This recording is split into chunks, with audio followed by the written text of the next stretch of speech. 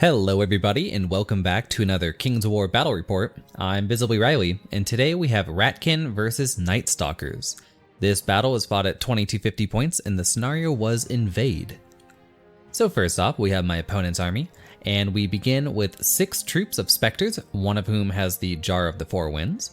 Then we have 3 hordes of Fiends, one of whom has the Potion of the Caterpillar, 2 regiments of Nightmares, a Banshee with the Zephyr Crown, a Shade with Diadem of Dragonkine, a Mind Screech, and the Portal of Despair. As for my thoughts on the army, well, first off, it's 5 points over. I think this is just an oversight by my opponent. It happens sometimes, especially with stuff like the Jar of Four Winds, which you might think, oh, that costs 30 points, but it costs 35. So the only thing I'd really change about this army is that you just take out the Jar of Four Winds. I don't think it's all that necessary for one of the troops of Spectres to have it, and it gets you 30 points, which could be a Brew of Strength on a Fiend Horde, or maybe Brew of Courage and Brew of Haste on each of the Fiends. Either way, I think that you can better spend those points. Anyway, so you might as well just pull them from there.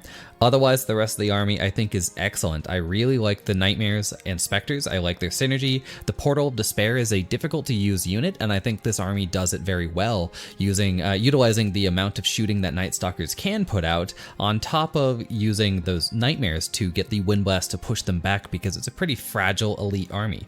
Anyway, I'm a big fan of it, and I hope that my opponent iterates on it in version 3 soon. Next up, we have my army, and of course, I'm bringing back the miserable Meat Mountain, all the rats. First up, we have 2 hordes of Blight, one of whom has the Potion of the Caterpillar, the other the Brew of Strength. Then we have 2 troops of Claw Shots, a horde of Shock Troops with Brew of Sharpness, 7 regiments of Slaves, a Blight Lord with Banechant 3 and Critters Call 8, a Swarm Crier with Loot of Insatiable Darkness, and a Warlock with Banechant 3 and the Inspiring Talisman. Next up, I have 2 Death Engines, both of whom have the Vile Sorcery upgrade, and then finally I have 2 weapon teams, both with Storm of Lead. This is a list I wrote a while back, basically when 2019 came out. I just updated my Ratkin list. I wanted to go a bit more shooting, and on top of it, I wanted to keep the list pure, as in I didn't want to add allies, as I think they honestly sort of dilute the game a little bit. So I threw this together. There are a few small changes I would like to make in like the Swarm Crier. I'm not really into the Loot of Insatiable Darkness there. I think I'd just take a Swarm Crier on a mount maybe in the future. But anyway, I digress. Let's move forward into the game itself. Here we see the table. It's a pretty simple one, and I'd like to go over what I like and what I don't like about it in a second here. First off, let's talk about the terrain. So in the bottom right, we have a height 4 impassable, at least I believe it's height 4. Right above it, we have a height 6 forest. Then to the left of it, we have a height 4 impassable, which we are counting the entire base here as impassable height 4, so there's no weird line of sight stuff. Below it, we have a height 6 forest. Then to the left of that, we have another height 4 impassable, and right above that, we have a height 6 forest.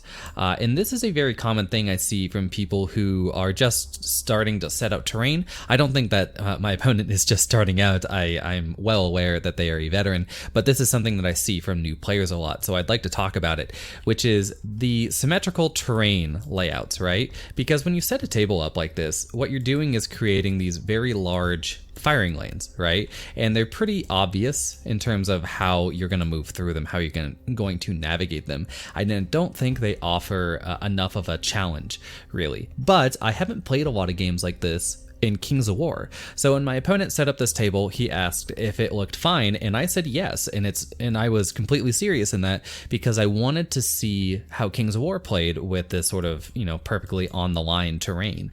And yeah, that ended up being the game. Now, the scenario Invade is a very simple one. You basically just have a center line, and then you are trying to get your units completely on your opponent's side of the table. So the entirety of the unit outline must be on that side, and then the side with the highest unit strength at the end of the game on their opponent's side of the table wins. Obviously, Ratkin have a pretty large advantage here with unit strength 27, while my opponent, I believe, has, let's see, they've got 3, 6, 9, and then the 6 regiments, so we've got 15 there, or troops, and then we have 2 regiments of Nightmares, so we have 19, and I think that's it. So 19 unit strength. That's not too shabby, but they're all pretty fragile, as opposed to the Ratkin, who are fragile but not troop of Spectres fragile. So anyway, that is the setup, and let's go into the armies. So over here we have a shot of, first off, the first regiment of nightmares, which are mares, right? Nightmares. And then right in front of them, the first troop of specters. To the right of that, we have the first horde of fiends. To the right of that, we have the second troop of specters with the banshee with Zephyr Crown behind them. Then to the right of that, we have the third and fourth troops of specters with a shade with diadem of dragonkind. I think this is a great unit, really strong. I'm into that. So we've got the shade back there. Then to the right of that, we have the second horde of fiends, and I think this is the fifth troop of specters. Then finally, we have the sixth troop of specters. These are the ones with Jar of 4 Winds. And to the right of them, oh no, this is the fifth. Yeah, that other one must just have been a picture of the fourth again. So we have the fifth troop of specters with Jar of 4 Winds, the sixth troop of specters with nothing, the second regiment of nightmares, and behind them the third and final horde of fiends, and these are the ones with Pathfinder. So that is the Night-stalker setup. Let's talk about the Ratkin. Starting on my right side, directly opposite this mess is my gun platform area. So we've got both the troops of claw shots, along with both of my death engines with vile sorcery, and finally this Ikit Claw model back here. That is my warlock with Lightning Bolt 5, Bane Chant 3, and the Inspiring Talisman. Off here to the right of it, we have the first pile of rats. We have 1, 2, 3, 4 regiments of slaves and a horde of shock troops with the Brew of Sharpness behind them.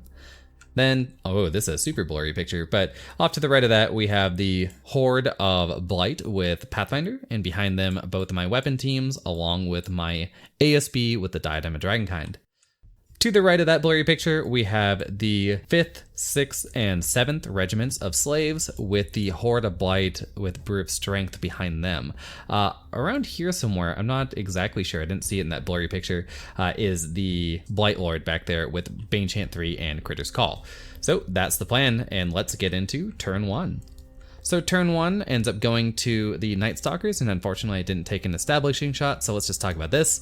We have the Jar of 4 Winds Spectres staying still and getting some shots because they're the only unit of Spectres that can shoot this turn, as the other ones would have to march to get into range. So they take aim and they shoot into these slaves, dealing them 3 damage, but do not get a waiver, so that's good for me, I guess. And then we have these Nightmares taking aim with their Wind Blast and firing into one of my Death Engines and pushing it back 3 inches. So this ends up being interesting later in the game, but we'll talk about it then. So that's about it for the Nightstalker turn 1. Always exciting. Let's go into turn 1 for the Ratkin. Here we see the end of turn shot for the Nightstalkers, and you can see their movement a little bit.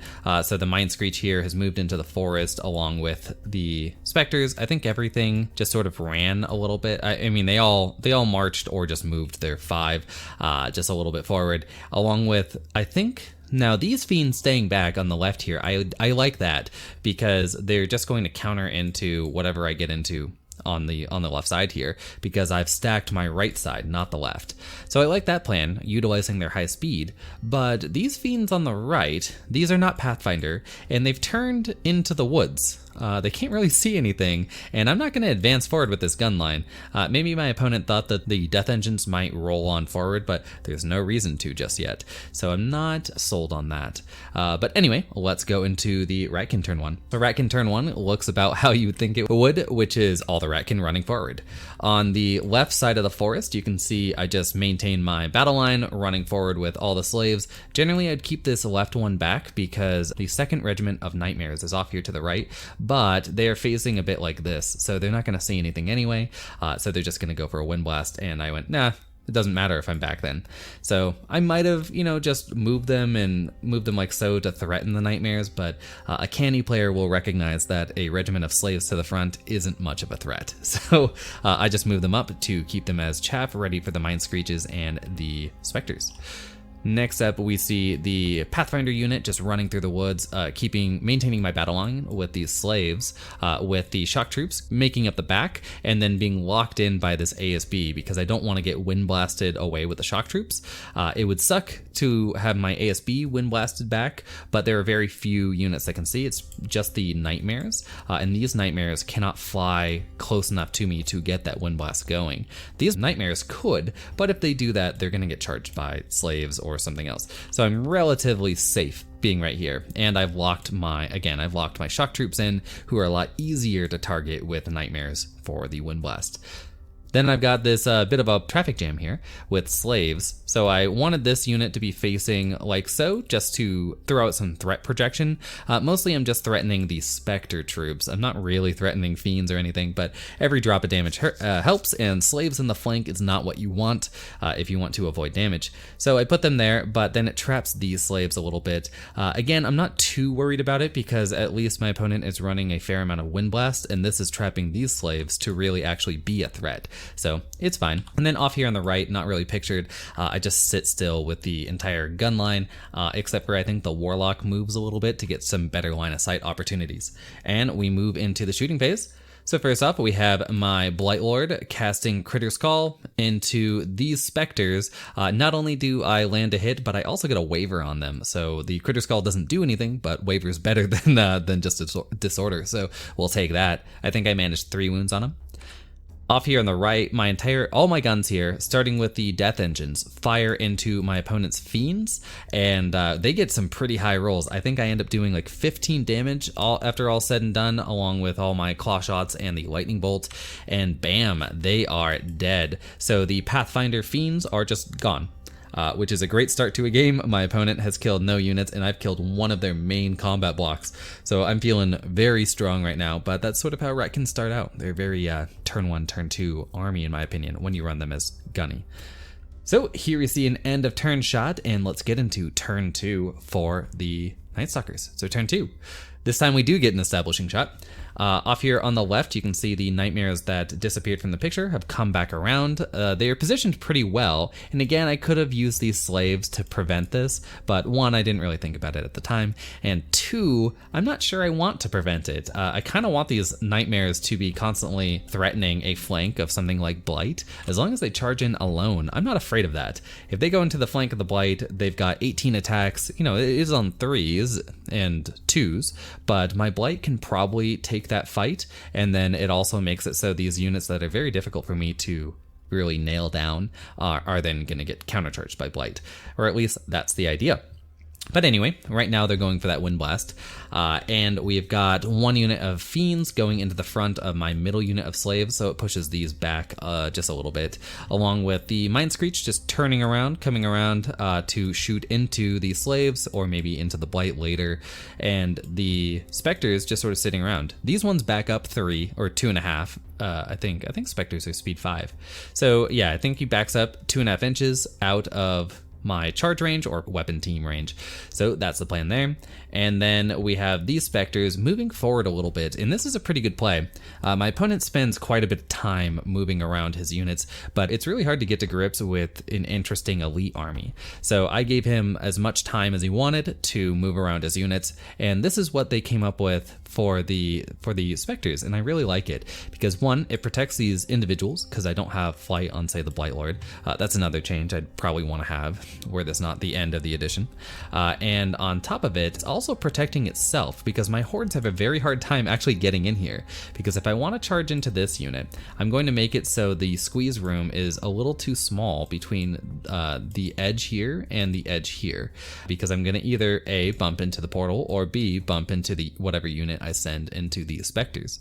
So it's a pretty cool move. I like it. Next up on the right, you can see these Fiends have turned around, now facing pretty well. They do have cover, so at least last turn's interesting maneuver granted them some advantage. And on top of it, we have the Jar of Horns guys. Obviously, they're not going to move. And then these Spectres moving up a little bit to get a shot, or maybe they stood still. But most importantly, we've got these Nightmares going for a flank charge on the Slaves. And this is another charge where I'm like, I feel like you're not understanding what Slaves do. So you're going to clear them out. They're going to be gone. But the whole point of Slaves is to trap you into these sort of charges. I actually messed up with this ASB. Well, maybe I didn't mess up, but I was trying to block Wind Blast so hard that I actually inspired these Slaves. I don't want them inspired. I don't want them wavered. I want them dead, or I want them completely able to move out of the way. So this is just upping the chances that they will get wavered instead. So anyway, we go for that, and let's go into the shooting. So first off, we've got the Mind Screech and these Spectres firing into some slaves. They end up doing 5 damage to them. And then we have all of these Spectres. So we've got 1, 2, and then 3 of these Spectres. I believe at least the Zephyr Crown guy also gets in on this.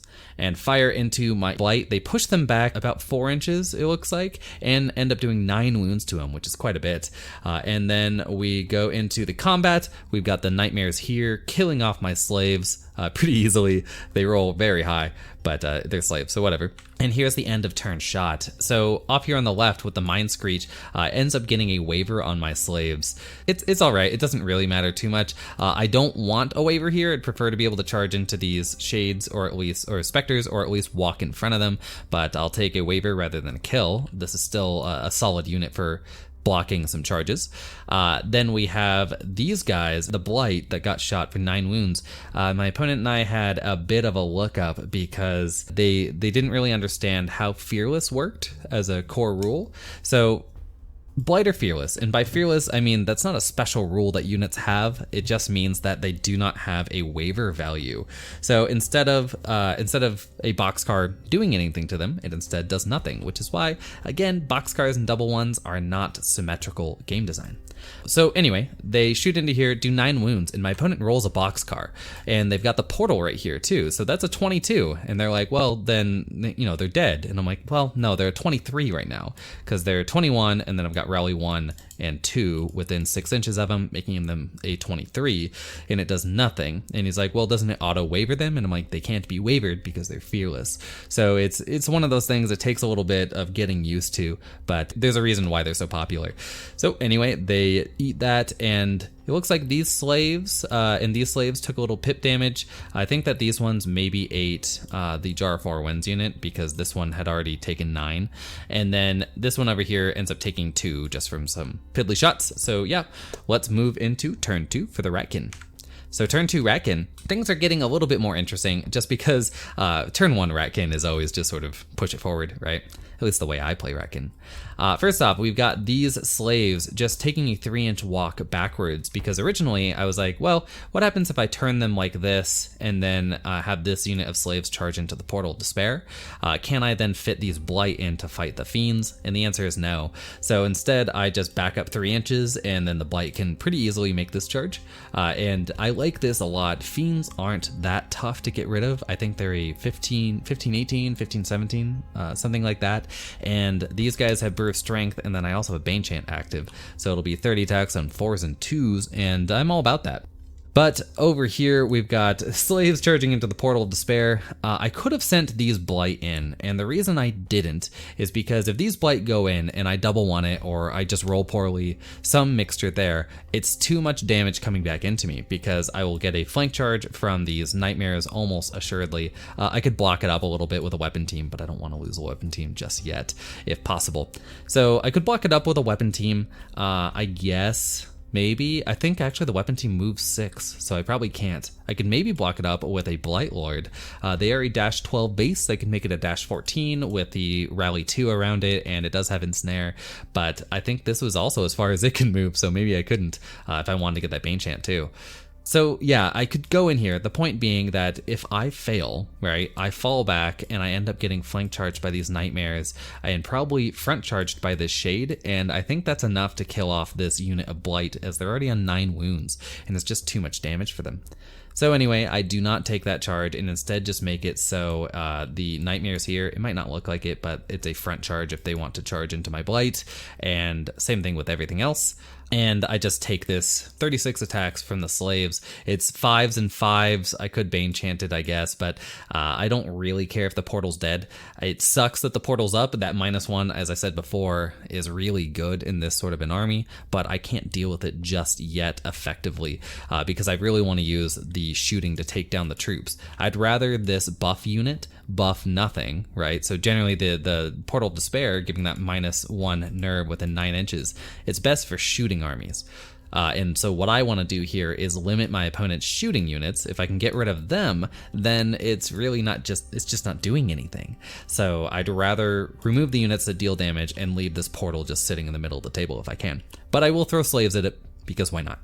So, yep, I move my weapon teams forward out of the forest just to shoot into the Spectres because, again, I'm trying to limit my opponent's shooting right now. And 2 weapon teams into Spectres, that's 20 shots on 5s and then 2s to wound. I think they're an 11, 13 to kill off, so feeling pretty good about that. I believe they might be inspired from this Blight. In fact, I'm pretty sure they're within 12 inches of the Blight Lord. Then I have these slaves go for the hero charge into the Spectres right in front of them. And by hero's charge, I mean they do not charge. Because if I roll a 1 here, I will actually trap my shock troops who are directly behind them into not charging these nightmares. I'd rather charge the nightmares than get a charge with slaves. So I just run them forward and stay an inch back from these Spectres. Then I go for the charge, a combo charge with these slaves and the shock troops, because if these slaves fail, it doesn't matter. It doesn't stop me from charging with the shock troops. So they roll the yellow belly, they pass it and go in with the shockies into these nightmares. And then that's about it. I move the ASB back a little bit just to inspire this little bubble. And on the right, I believe I run one of the units of claw shots forward because they didn't have a shot. I wanted to move both my death engines that turn. And if I do that, I'm going to stop them from being able to shoot. So it might as well just run forward anyway. Let's see what ends up happening. First off, we've got the weapons teams getting ready to fire into those Spectres, and they do all right. I roll a little below average, but then I roll pretty well in my nerve, and I end up getting a waiver there, so that's good. And then over here in Gun Alley, we've got these claw shots just running on past my war engines, and then we've got these claw shots along with both of my weapons teams firing into those fiends. Now it will be on 6s because it's stealthy and cover, but these ones will be on 7s because they moved as well. I do have a lightning bolt to throw as well, so let's see what ends up happening. And it looks like I split my fire a little bit. I think what ended up happening is I fired the claw shot and one of the death engines, and I had managed so low wounds that it wasn't worth shooting at this anymore. So instead, the second death engine and the lightning bolt go into these Spectres to try to kill them off. I again get a waiver, so that's good. It's not a kill, but you know, waivers are great, so let's take that. I do not get a waiver on these guys though. And here is an end of turn shot. So starting on the left, you can see these Blight do manage to kill off the fiends. On that one, I roll very well. I was Bane chanted, but I end up doing like 16 wounds or some crazy amount. So I kill them off. I opened up a flank charge for these Spectres into my Blight, but those are unwounded Blight. I'm not worried about it. So if they go in there, it could be a Nightmare and Mind Screech and this into the front. And then this in the side if they want. They might kill off the Blight, or they might just waste their entire gun line and then get wrecked. So we'll see what my opponent does. I take these slaves. They managed to kill off the portal, and that's crazy because I had to roll an 11 twice to kill that portal off, if I remember correctly. So yeah, just managed to kill that. I overrun a little bit, and I stop an inch away from the Banshee here.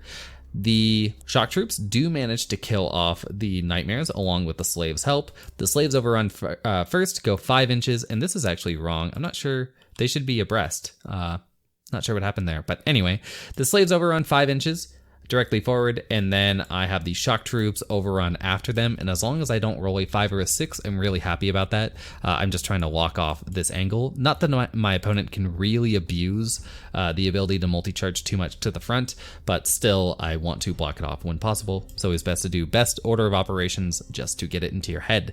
And yeah, so they overrun like that, and it works out. And then that's it. We go into turn 3. So turn 3 for the Nightstalkers. First off, we have the Nightmares who are over here, fly on over here and charge into one of the weapon teams. Now, I know I said I didn't want this to happen just yet, but this one works for me because I think that the Blight are rotated well enough that I can get a counter charge, and I also have a Blight Lord ready to go. So these Nightmares probably are going to get messed up a little bit. Then we have up here, you can see the Spectre and then both the characters just sort of move into the blind spot of my list, which is fair enough, just right here, and measuring exactly 12 inches away from my leader point to make sure I cannot charge. And then I believe the Blight Lord is a little closer, but I don't think I have a charge with the Blight Lord either. So that's that. The Mind Screech just sits still, ready to shoot into either the slaves or into my blight.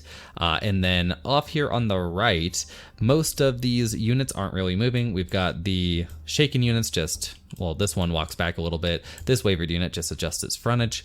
And then these guys sit still, ready to shoot at my slaves. And then these guys can shoot at slaves or into a weapon team if they want later. We have the Fiends here going into the front of the shock troops, and that's an interesting one because Fiends they have 24 attacks, but I think only crush 1, right? So on average, they're doing what, 8 wounds? That's not going to be much. That's going to be a boxcar to waver, but we'll see how it turns out. It's still, I guess it's better than doing nothing. Could have charged into these slaves, I guess. But yeah, a big part of playing against Ratkin is making sure that all the Ratkin are damaged, because when it comes to turn 3 and turn 4 for Ratkin, they all start dying due to the damage that they're suffered. So let's see how it goes. We've got the Mind Screech taking aim and shooting into my slaves here, who are mysteriously gone. That is because they get them up to 10 and pop them. Then we have these, and we did the break checks in order, it's just not the pictures. So we've got these Spectres firing into the slaves right in front of them and getting a waver, so only managing 2 wounds and still getting that waver, but it's a 6 to get that. To get it, maybe it's a 7, but either way, get it. And then back here with the long range Spectres firing into these slaves, also getting a waver on 4 wounds. Sheesh, that's a lucky one, because I believe I also have cover from those woods Fiends that are right here. So that was 8 shots on 5s, managing 4 wounds, and then getting a waver when I'm at 13. Yikes. But anyway, here is the end of turn shot. So you can see we the slaves here are dead. The blight end up taking a couple wounds, and I think that's just because the Mind Screech alone gets these slaves to 10 and they're only at a 13, so it was a double one to not waver them. So these Spectres just shoot there as well. They managed, I think, 3 wounds to the blight in total. And then these blight take a couple of wounds from the heroes here firing into them, but not too much. Waver slaves, and finally the shock troops take a surprising 10 wounds. It's not that surprising though, because any 4+ unit has a very high ceiling for wounds, right? So getting 10 wounds, a little above average, but do not get the waver or a kill, so at least I've got that going for me. But again, I don't have the I don't have the flank charge because I got wavered there. But anyway, let's see what turn 3 for the Ratkin holds. So at turn 3 Ratkin, we've got, first off, on the left, we've got these blight going into the Mind Screech. My idea here is if I kill the Mind Screech and then reform like so, I can get into these Spectres. Because this game has so many troops and so many flying units, I can't get too much combat from these blight. So if I kill off this monster, I killed off the Fiends, I'm already good. And then if I also manage to either keep a Spectre unit constantly moving, so that -1 to shoot, or kill a Spectre unit, I'm golden. This is a golden unit. So that's the plan there. In the middle here, I didn't think it was possible to reform with the Blight Lord right there and keep an inch away to dodge the line of sight of the blight, but apparently it was a bit of messy movement, but it should have been something that I measured beforehand, so I don't hold it against my opponent at all. So yeah, they end up dodging my line of sight here, with the blight just turning to face, as you can see, to keep everything in their front, except for these Spectres, because I also had a long bomb charge here. My opponent was a little wary at first, going like, it looks like a long 12, and I'm like, dude, I'm easily 1/3 of an inch in there. So yeah, I've got that flank charge, I take it. Always take flanks with slaves, so we go for that. And then I have my last weapon team here move around to shoot into the nightmares, because I could have had the Blight Lord charge, but I thought that this weapon team isn't going to do a whole lot thanks to these Spectres getting charged by slaves. So instead, I might as well just go for a bit of pip damage here, as this unit does not have stealthy, and I'm not granting it cover. So this is the best time to shoot. Both the death engines move forward, as you can see, getting ready to fire. This one is in range of this unit as well. I'm going to need something to take it out eventually. I move one of the claw shots again this turn, basically to, as you can see that box there, just so they can see my backfield. So if my opponent wants to swing this side of the table just around, I will then fire at it with these claw shots. So that's the plan. And then the other claw shots, I believe, just sit still because they have a shot on these Spectres. These wavered slaves just turn, as you can see, these wavered slaves just stay perfectly still because there's no reason to move. It would just mess up this charge. So they don't. The shock troops decide to get a countercharge into the fiends. And I will mention, I've got some pictures later that change this. But the first placement of this I think is important because I originally placed my ASB right as you can see because it can't be fired at by either of these heroes. They either A, have to kill off these slaves, or B, have to fly, right? They're full 20, in which case they can't shoot to fire at them right there. And it makes it so these shock troops cannot be pushed. My opponent could fly here and push me that way, I guess, but that's absolutely fine with me. Push me towards your troops, please. So yeah, that's the plan, assuming I don't kill these fiends, and that's not exactly an assured kill as I've only done 2 wounds to them. And yeah, so that's the plan. And then I take this Blight Lord and I do end up moving it, which is why I take another picture. So let's take a look at that. So first off, I take this Blight Lord, and originally I find that if I move my 6, I can make it so I also perfectly don't get shot at. But then I take another picture because the Blight Lord wants to cast Bane Chant here if I'm just going to move. And if I want to cast Bane Chant, I can get charged by this or get charged in the flank by a shade, right? And since Snare, the only time it matters what side you're charging a individual with is either A, if they have Big Shield, which none of them do, or B, if they have Ensnare, so I didn't want to grant that flank. So here's the third picture where the Blight Lord instead runs over to the Blight to inspire them, because why not? And then I move the ASB, as you can see, and I originally thought this was a good idea, because I'm inspiring so many units this way, and I can Bane Chant these slaves, right? Seems perfect. But the Bane Chant's not that important, and I really just need to make sure the shock troops don't die. The Blight are very unlikely to die. They've got 9 wounds on them right now, and with if my opponent pours all of their shooting into it, these guys would have to move. It's still unlikely. It's still a lot of dice there because this unit will probably be dead or wavered. This unit cannot see them because this one can overrun or just turn to block the line of sight along with this. So it'll be 1 unit, the Jar of Four Winds guys, firing on a 5+, probably a 6+ due to cover. And then we've got these guys who they could sit still and shoot at me. So they've got 8 shots on that 5+, and then they have these 2 on a 5 and a 4+ respectively. So I think I can probably weather that. And even if I can't, that's my opponent's entire army shooting at me. So I should have just abandoned the Blight right now, moved to where my original placement was, and left it there. But I don't, and we'll see what happens with that. But first, the rest of Ratkin turn 3. So here we see the end of turn shot. Starting on the left, these Blight continue their rampage, killing off the Mind Screech and turning like so towards the battle. Then we have in the middle, you can see these slaves did manage to kill off the Spectres here, and I either failed Bane Chant this turn, or I decided that this might have been a run, and even worse mistake then. So yeah, I don't get a Bane Chant here, but I managed to kill the Spectres anyway, which is fair. I have 24 attacks on 4s and 3s, or 5s and 3s, so fair enough. And the Spectres were already wounded. We have the shock troops killing off their second unit, which is actually kind of surprising because these fiends were only on 2 wounds, and I will let you in on a secret. This entire game, I forget that the shock troops have brute sharpness. So I play them as 4+ melee the whole time, but 4+ melee does what it does, and I managed to kill off 2 hordes with it. And then on the far right, all of my shooting goes into the Spectres here, and I think I fire some shots at these Spectres, but I don't manage enough wounds to either A, waver, or B, kill them, so that's that. I do fire the weapon team onto the Nightmares, and I roll pretty well, but I only get like 4-ish wounds on them, and I think I roll one below their waver, which I think is a 13, so, you know, that's not unlucky, that's just, it's not great. But let's see what turn 4 holds for the Nightstalkers, and here we go.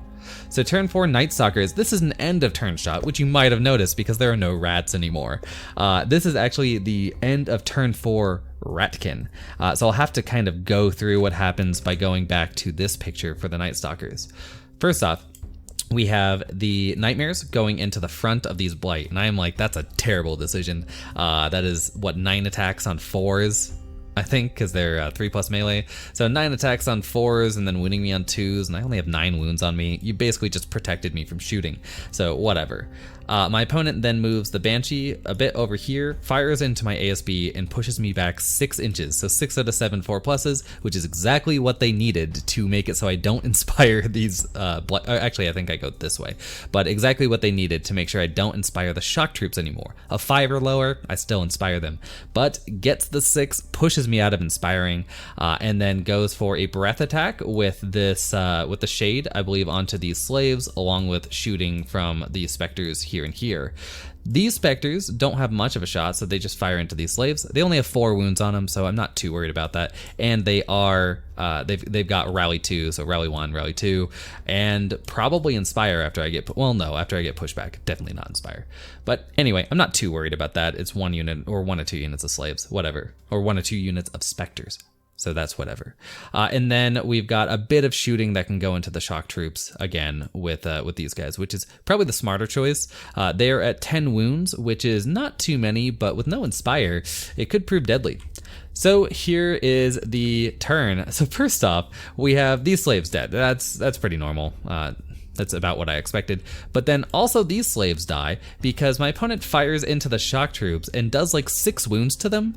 And then on top of it gets the kill with their, with the nerve check due to my inspiring being pushed out of 6. So that sucks a lot. Then I lose these slaves. That sucks as well. It sucks more than you might think because I need the slaves right now to be pushing on the Spectres to make it so these are not shooting at my real units. But it gets worse, which is the unit, the Blight right here, get charged by 1 unit of Nightmares, and my opponent rolls a 10 on that too and kills them off. So, whew, what a bad turn for the Ratkin. But in response, on turn 4, I'm like, well, at least I'm in position to really deal some damage back. These Blight can't do a whole lot besides run, so they do. The Blight Lord doesn't have a whole lot to do. I could have charged into the Banshee or something, but I actually have a charge with my slaves on the Banshee. So I take the slave charge onto the Banshee, and then I also go for a Bane Chant, because if I can kill the Banshee here, I can overrun into the flank of the Nightmares maybe. But the Nightmares might not even be there, because I have a weapon team ready to go. These guys are sitting on, I think, 4 wounds, or maybe even more. Maybe they're on 6 wounds. Yeah, I think it was actually on 6 wounds. And I'm like, well, I've got a breath attack right there. That's good. And then I have a lightning bolt to follow it up if I need, right? Because again, these guys don't have stealthy. So I'm like, that should be fine. And then I move forward. I get a charge with one of my death engines finally into the Spectres. These Spectres are damaged. They've got 3 wounds on them, I believe. So the death engine should be able to finish that off, although it's a 5+ to hit while charging through in a variable number of attacks, so it might take a turn or 2. And then I move the claw shots. As you can see, they are running across the table, and the point is to run. So even when I reform on my turn 5, on turn 6 I can shoot without losing the unit strength across the line. Oh, I also have these these claw shots, which are, you can just see the little corner there. They can fire into the Nightmares. So yeah, I've got a lightning bolt, I've got a unit of claw shots, and I've got a weapon team to fire into 6 wound Nightmares. I think I'll be fine. I do make another mistake, which is I move the ASB over, but it's not that big of one because the Blight Lord is already there to inspire the Nightmares, so whatever. As I said before, this is actually an end of turn shot. So first off, I don't kill the Nightmares. I do barely any damage. So they're not only not dead, they are, well, no, they are wavered. I do waver them. So I get a waver there. I charge into these Spectres. I get a waver, so at least that's there. But I did a ton of wounds. I think they're at 8 wounds now, and I just roll a 3. Oh no, they're at 7 wounds, and I rolled a 4. So I get a waver there, and I then send the slaves into the Banshee. I do basically nothing, but that wasn't all that surprising. I mean, they're a 5+ to hit unit. It's just that with the Nightmares still up and running, it would have been nice to be able to get that kill on the Banshee and then into the side of the Nightmares and swap those 2 units out right now. But I don't manage it, so we move into turn 5. So turn 5, Nightstalkers. First off, we've got the Shade just buddying up with my Blight Lord. Fair enough. We've got both these units just getting ready to shoot into the Blight, hoping to just get lucky like they did with the other Blight. We have the Nightmares here who are wavered, just sort of threading the needle, making sure that they can see the slaves, but whatever on that. The weapon team, which is now gone, I will explain. It's just that this is the Banshee who is disordered this turn, but he has 1 breath attack, and so he's got that diadem, you know, breath 10. I'm like, oh, it could be bad for the weapon team, but I might be able to tank it because I am inspired. It's 10 shots, you know, 5 hits and like 2 to 3 wounds. I could probably tank that, but all 10 shots hit. And then manage like 8 wounds on me. So yeah, the weapon team's gone. And over here on the right, we have just these guys. Thankfully, this is the only thing that goes really well for my opponent's turn, because both the Spectre units here fire into, I believe they fire at my slaves, and they only manage to get a waiver. So at least that I've got that going for me. Both of these Spectres fired into my Blight. They do get the damage counter up there, but it's not enough to boxcar kill them, so there's no roll. And we go into turn 5 for the Ratkin. On the left, I send these Blight into the Spectres. The Blight there have just done so well if they get those Spectres, because they're going to be very difficult to get rid of, as I'm going into the Banshee with my Blight Lord this turn. If I kill the Banshee, I have an overrun into the Nightmares, of course. And speaking of the Nightmares, I also have a bit of shooting. Again, the claw shots. It might not look like it, but they do not have cover against me, because again, the individual is ignored. And then I also have a lightning bolt ready to go. So hopefully, now that I've lost one of the units, it should be a little bit easier to hit that average. So we're gonna go for that. I have a death engine going into a very, very, very wounded unit. I think they are at 7 wounds right now. So that should be a pretty easy kill. Although again, it's on a 5+, so you never know. And then we have the claw shots just backing them up. The idea here is once I kill off the Spectres, I will want to overrun, and then the claw shots will have a pretty clear shot later. This death engine just moves, as you can see. I think it actually sat still because last turn it shot into the Spectres, but either way, it's going to shoot into these Spectres, and then also have a line of sight onto these ones. And it's the same thing with this lightning bolt. If the claw shots get some wounds onto these Nightmares, who I think are at 8 wounds right now, if I get 2 or 3 there, as long as I get them to double on Waver Town, I'm fine with shooting this lightning bolt into the Spectres instead. So let's see how it all goes with an end of turn shot. First off, these claw shots do not hit, so I have to fire the lightning bolt, but the lightning bolt makes up for it. I think it hits with all 5 shots and wounds 4 times, so take that, random Nightmares. So I managed to get that kill. Then the Blight Lord goes into the Banshee, only manages 1 hit and a wound, so at least I've got that going for me. I disordered her. The Blight do manage to kill off the Spectres. It's just making sure that everyone else in the army knows that they suck and this 1 unit of Blight are amazing. You know, the way you do. So yeah, they've killed quite a bit over there. And then we have the death engine, the best death engine, which is just really mad that I haven't assembled the cannon on the top and it keeps falling apart. And it goes into the Spectres here and manages a waiver again because I did 1 wound and I get a waiver. Well, I guess waiver's better than nothing. That I think that's absolutely fine on turn 5.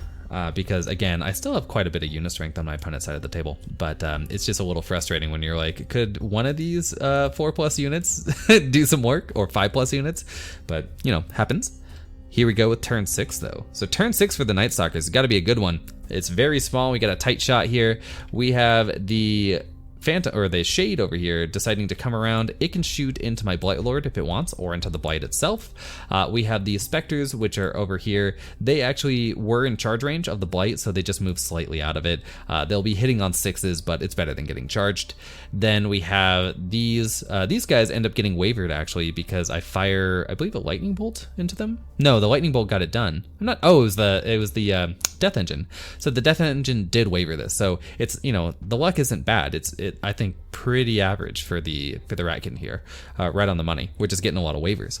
So we got a waiver there, and these guys can just sit still and shoot, of course, and these ones are wavered. So the Banshee just flies around. My opponent goes for the diadem onto the Blight Lord, and it's because the Spectres over here miss with all 6 of their shots, and they decide that it's probably mathematically better to shoot at the Blight Lord instead, just because it's only a 13 to kill and this is higher than that. So they go for that. It doesn't work out. They manage a couple wounds. I think it's 2 onto the Blight Lord, which is enough for a roll, but they don't roll high enough. And that's it. Oh, and these guys shoot into my ASB. Manage 4 wounds. And, oh, I think the slaves here are dead. I'm not sure what shot at the slaves. Maybe it was the diadem, and then maybe the shades or the specters over here fired at here. But anyway, the slaves here are dead. These guys fired into my ASB, managing 4 wounds, but don't get a waiver, which is pretty funny because it's only an 8-10. And then this guy takes a couple wounds from one source of shooting somewhere around here. And we move into turn 6 for the Ratkin. So turn 6 Ratkin is a bit of a cleanup turn because we can't really position ourselves much better for a turn 7. So I just turn in place with the big slayers just to make sure that I have some charges if there's a turn 7, but these are flyers, they're just gonna fly off, right? But it's also making it so this unit is not going to be able to make a last turn dash across the finish line. Even though I don't believe they have Pathfinder, they can't do it anyway because I will have a charge then. So the ASB runs to where you can see. I probably should have moved run the ASB to be directly behind the Blight if I was gonna do it, but I don't. It looks like I probably just couldn't make that run. So there's no reason to come over here. I probably should have just thrown this thing in the trash over here. The Blight Lord goes for the flank charge onto these wavered Spectres because charging is better than not, and this is actually unit strength. These are not. I'm not really worried about that just yet. I have my Death Engine here move forward because it didn't have line of sight, I guess, onto these Spectres. Anyway, I have line of sight now. And then this Death Engine goes back in for a third and final time, hopefully, into these Spectres. So let's see how it all plays out with the end of turn shot. So the end of turn shot, we have a dead Spectre unit here and a dead Spectre unit here. So things really worked out. I lightning bolt these guys with my Warlock. I do get another waiver, so I'm the king of waivers. But, you know, Waverly Place is a great place. We have the claw shots here. I really did want to shoot one of these heroes, but the Banshee is just perfectly behind the terrain, and this guy is 37 inches away. So I don't know if my opponent measured that or something, but if they did, kudos to them. They really nailed it. So at the end of turn 6, we have nothing on my side of the table for my opponent in terms of unit strength, and most of the Ratkin army, or the remaining Ratkin army over here. And we roll off for turn 7 and no turn 7. So this is actually the end of game shot. For the unit strength for the Ratkin, we have 3, 4, 5, and 6. The unit strength for my opponent is a fat 0. So yeah, it ends up being a pretty solid game. My opponent definitely fought back a really good turn 4 from them, just ridiculous, and some poor positioning by me sort of emphasizes the problems with Ratkin. They are a very strong army, obviously, and this is one of their strongest scenarios. I mean, it's just get unit strength across the line, whatever. But you can end up just being punished pretty badly by any army that can constantly put small amounts of damage out there. Because they can stack them up in the early turns, and then in late turns, when these Spectre units start falling, well, you only need one Spectre unit to do 1 or 2 points of damage to put that on like an 8 to kill a horde, just because of the amount of damage that Ratkin will sustain over a game. So I hope you guys liked it, and until next time, bye.